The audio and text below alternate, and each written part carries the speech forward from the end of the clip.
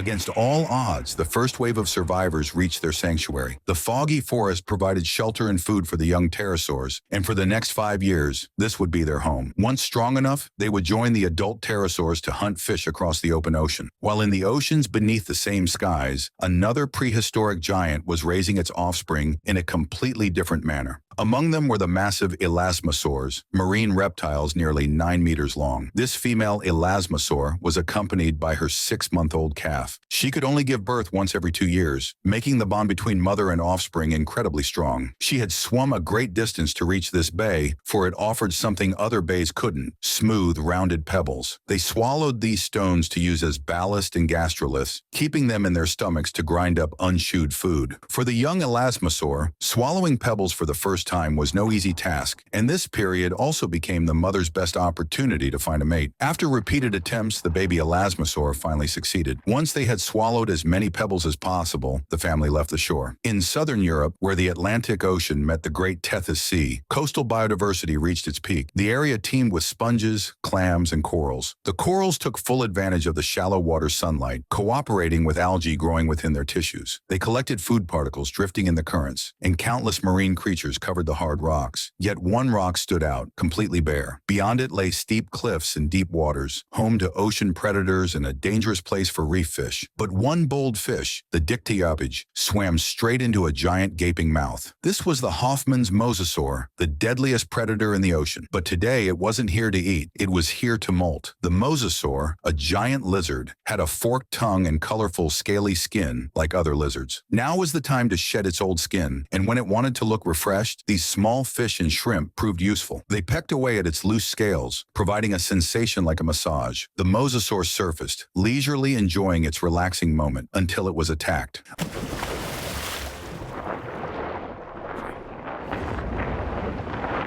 A younger mosasaur had come to challenge its territory. Though the older mosasaur weighed over 15 tons and was larger, its rival was more agile. When equally matched, the battle would be fierce. The older male mosasaur quickly surfaced for air, now gaining the upper hand. All it had to do was drag its opponent into the deep to drown it. In the end, the older male mosasaur emerged victorious, successfully defending its domain. As night fell, an unprecedented light show began. Glowing ammonites slowly rose from the ocean depths. Ammonites were mollusks, related to octopuses and squid. These ammonites were no larger than a human palm. For weeks they had gathered in the deep coastal waters, using their lights to attract plankton as food. But tonight the lights served a different purpose. They had been drawn to the surface to reproduce. Soon thousands of ammonites in each cluster touched one another, creating waves of bioluminescence. Ammonites had complex nervous systems controlling their light-producing cells, called photocytes. Male ammonites jostled around larger females, letting them determine the most suitable mate. When pairs intertwined, they performed synchronized light displays. If a male couldn't match the female's rhythm, his courtship would be rejected. But some pairs achieved perfect harmony. After success, the female ammonite would move to shallow waters to spawn. Like most cephalopods, reproduction marked the final chapter of their short lives. By morning, the lights dimmed and faded. This magical night would be their last. Back in the shallow seas of Zealandia, large groups of elasmosaurs gathered. Propelled by their flippers, they moved almost effortlessly, finding schools of fish that gathered here in summer. They occasionally surfaced to take deep breaths before diving again. But one female elasmosaur wasn't swimming as gracefully as usual. She and her 2-year-old calf lagged behind the group, struggling to keep up. Just then, a deadly hunter appeared, the Hoffman's mosasaur. The unwell female elasmosaur was a tempting target. Diving deeper might give her a chance to survive. Meanwhile, her calf tried to distract the mosasaur, an incredibly dangerous move, but one meant to buy time for its mother. They weren't entirely alone, however. These elasmosaurs might have been related by blood, as they swiftly surrounded the mosasaur and drove it away, successfully protecting the mother. The reason for her pain? She was pregnant. After a 1.5 years of pregnancy, the baby elasmosaur was finally born. Measuring over 3 meters long, nearly half the mother's length, it might have been one of the largest newborns in history. Now it needed to swim to the surface for its first breath. This young elasmosaur could live up to 80 years, and with its family's support, it would grow into the next great predator. Leaving the ocean, we now arrive in a scorching desert where giant dinosaurs battle for mates. On this ancient planet from 66 million years ago, what incredible stories will they bring? Follow me as we continue exploring the prehistoric world.